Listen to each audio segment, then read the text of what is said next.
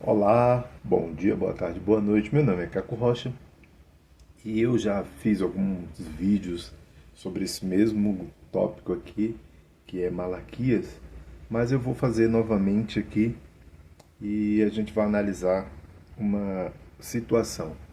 Porque muitas pessoas, e principalmente os cristãos evangélicos, acreditam piamente que Israel de hoje, que a Israel de hoje é a mesma Israel de tempos atrás.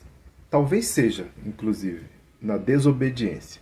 Talvez na desobediência seja a mesma, mas são contextos diferentes, né? Aqueles judeus do passado não são esses mesmos judeus de hoje, em vários sentidos, e é, os judeus são desobedientes desde sempre, né? Vocês podem pegar aí realmente o Velho Testamento e ler de cabo a rabo que não há elogios a Israel da parte de Deus. Deus não está elogiando Israel por ser magnífica, maravilhosa, obediente e todas as coisas que vocês puderem imaginar. Ele realmente não tem. E eu tenho dito há muito tempo, muitas das coisas que estão na Bíblia são de exemplos de coisas que nós não devemos fazer, né? Então, eu vou ler aqui Malaquias, a gente vai vendo aqui, né? E está numa linguagem bem moderna, então vai fluir, né? Malaquias 2, tá? O Senhor Todo-Poderoso diz: sacerdotes, estou falando com vocês. Em outras versões, ó sacerdote. Esta agora é para vocês, né? Então, ó sacerdotes, né? Os sacerdotes, eu estou falando com vocês. Se não obedecerem ao meu mandamento e se não resolverem me honrar, então eu farei cair sobre vocês uma maldição e amaldiçoarei tudo o que vocês recebem pelo trabalho que fazem. Então não é brincadeira, né? Aliás, já os amaldiçoei, porque vocês não resolveram me honrar. Vou castigar os seus filhos e esfregar na cara de vocês as fezes dos animais que vocês oferecem em sacrifício. E além disso, vocês serão levados para o lugar onde as fezes são jogadas. Pesado, hein? Assim vocês saberão que eu estou dando esta ordem a fim de que minha aliança com os sacerdotes, os descendentes de Levi, não seja quebrada. Sou eu, o Senhor Todo-Poderoso, quem está falando. Ou seja, Deus falando através do profeta Malaquias, né? E está sendo bem pesado, bem duro com os sacerdotes que eram desobedientes, ladrões, né? Eles eram ladrões, eles desobedeciam e roubavam, tal qual uma parte boa aí dos tais sacerdotes atuais, em todas as instâncias, tá? Na aliança que fiz com eles, eu lhes prometi vida e paz. Fiz o que tinha prometido para que eles me respeitassem, e de fato eles me respeitaram e temeram. Ensinavam sempre o que era direito e nunca o que era errado. Viviam em paz comigo.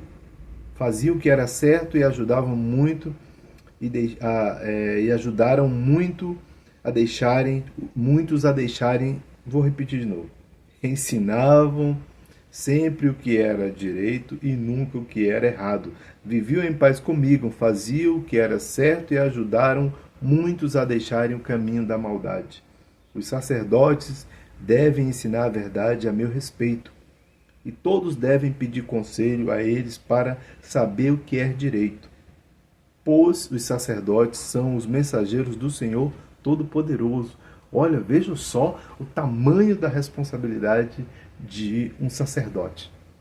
Ou seja, ele tem a responsabilidade de ensinar o que é certo, né? Fazer o que é certo, ensinar o que é certo. Ele tem que dar o exemplo, ele precisa ser o exemplo, né? Ele precisa ser o exemplo. Por quê? Porque ele é um mensageiro de Deus. Ele ele tem a incumbência de levar a mensagem de Deus por ser um sacerdote. E eu não estou dizendo de pessoas que se auto-intitulam sacerdote ou que se auto-levantam, né? Vocês já entenderam. Mas agora vocês, sacerdotes, estão saindo do caminho certo. E os seus ensinamentos já fizeram muitas pessoas pecarem. Ou seja, por conta deles, muitas pessoas estão se desviando. E se você quiser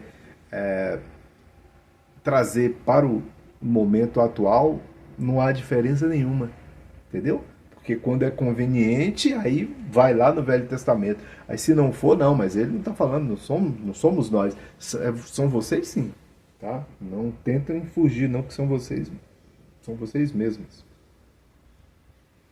Então ele fala: vocês estão quebrando a aliança que fiz com os sacerdotes. Por isso eu vou fazer com que o povo os despreze e rejeite, pois vocês não me obedecem.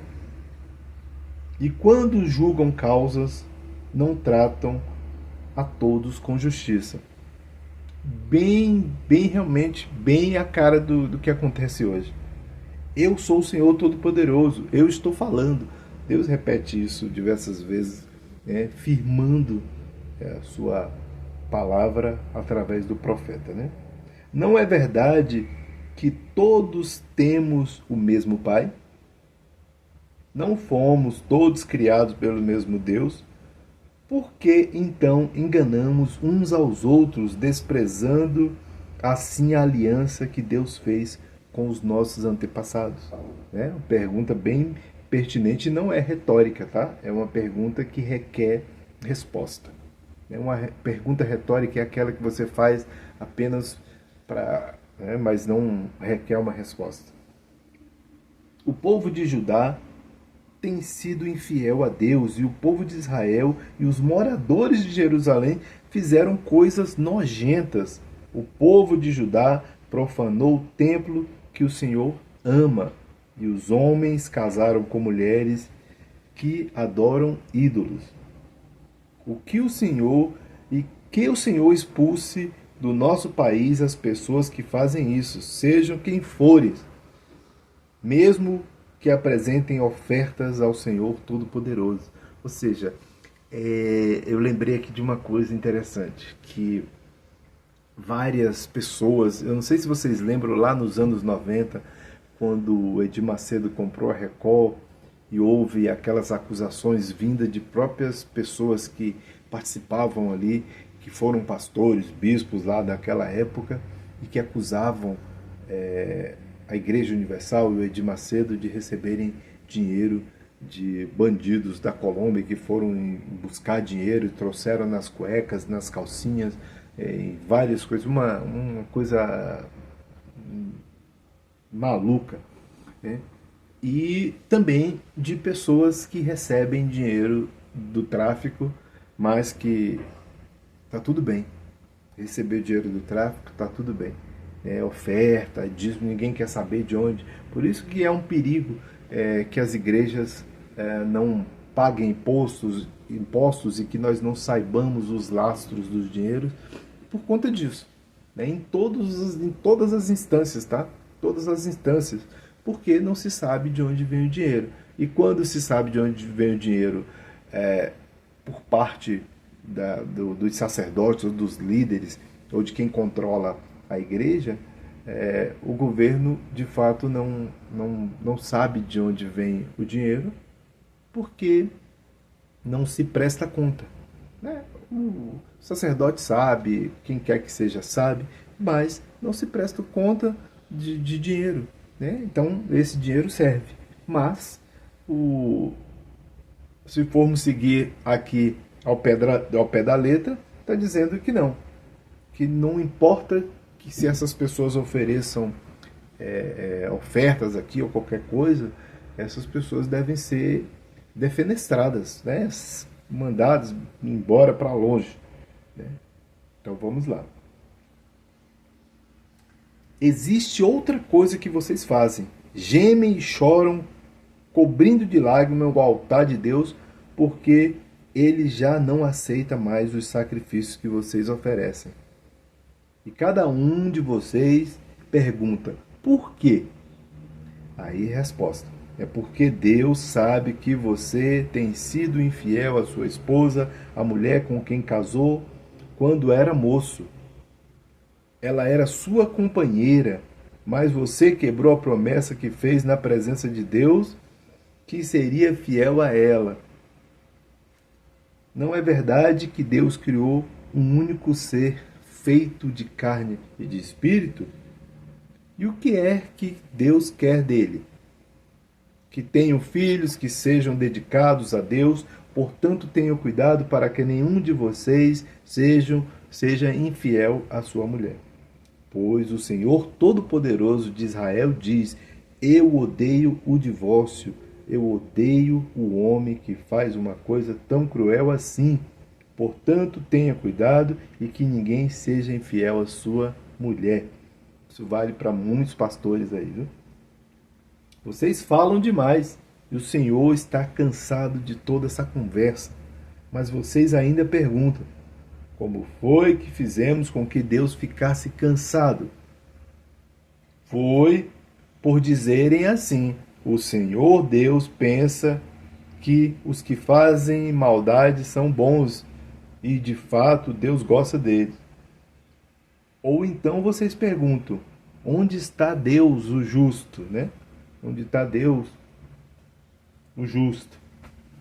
Então, aqui, lógico, termina, são 17, depois já vem mais coisas, mais o capítulo 3, que é aí onde tem o famoso Malaquias 3:10, onde os sacerdotes usam para cobrar de nós, mas na realidade é sobre eles, mas eles usam para cobrar de nós. Quando eu digo de nós, as pessoas que seriam fiéis não são os sacerdotes, mas eles usam isso contra nós. Mas isso aqui tudo é contra eles, sobre o que eles estavam fazendo. Sobre o que eles estavam fazendo, sobre as coisas que eles estavam deixando de fazer e da desobediência e da infidelidade deles. Então, eram infiéis em todos os sentidos, né? Infiéis a Deus também, e desobedientes. Né? Então, novamente dizendo, a Israel de hoje não é a mesma Israel do passado, por diversos fatores. Pelas questões dos próprios judeus, pelas questões das próprias leis, dentre outros fatores. A não ser que eles são iguais hoje a Israel do passado, pela desobediência. Eles são tão desobedientes quanto eram no passado. Não sou eu que digo, é a própria Bíblia. Deus não tece elogios a Israel. Em momento algum, a Escritura é recheada de passagens em que o tempo todo Israel é criticada pela sua desobediência, pelas suas maldades, e dentre outras coisas. E algumas pessoas levantam bandeira, se colocam assim, olha, de uma forma quase que idólatra de Israel e de suas empreitadas, e a gente não pode esquecer do que tem acontecido, do que está acontecendo nesse exato momento, né?